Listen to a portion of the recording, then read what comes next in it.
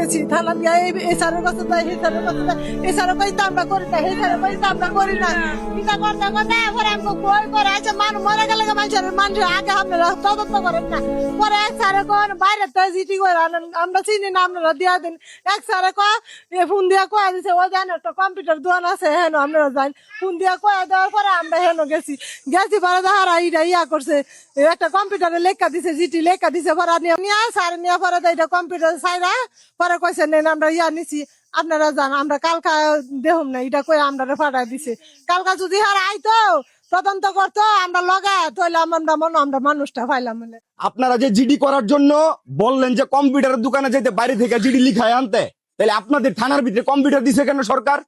এগুলা দিয়ে আপনারা কি করেন, কি কাজে লাগান আপনারা সেগুলা? আর এই যে 3 জন মহিলা বা 2 জন মহিলার সাথে একজন পুরুষ গেছে, বাচ্চা মিসিং হয়েছে, আপনারা কেন বললেন বাসায় চলে যান কালকে দেখবো? কেন বললেন হোয়াই? আপনারা সাথে সাথে কেন আসেন নাই?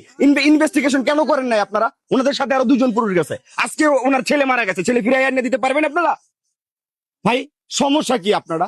আইন প্রশাসন আপনারা সাথে সাথে কেন নড়েন না? আপনারা প্রত্যেকটা কাজে কেন লেট করেন? আপনাদের কাছে একটা মানুষ গেলে হয়রানির শিকার হয়।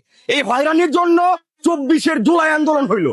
এই হয়রানির জন্য আজকে বাংলাদেশের ফ্যাসিস্ট সরকার দেশের বাইরে গেল। এই হয়রানির জন্য আজকে বাংলাদেশের পরিবর্তন আনার চেষ্টা করা হইলো। থানার ভিতরে কেন জিডি নেওয়া হবে না? জিডি বাইরে কেন নিতে হবে?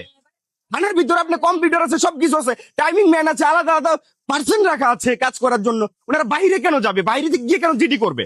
আর জিডি করে আসছে, একটা বাচ্চা মিসিং হয়েছে, সকাল থেকে রাত পর্যন্ত নিখোঁজ। আপনারা বললেন যে চলে যান, পরে দেখবো আমরা বিষয়টা। হোয়াই?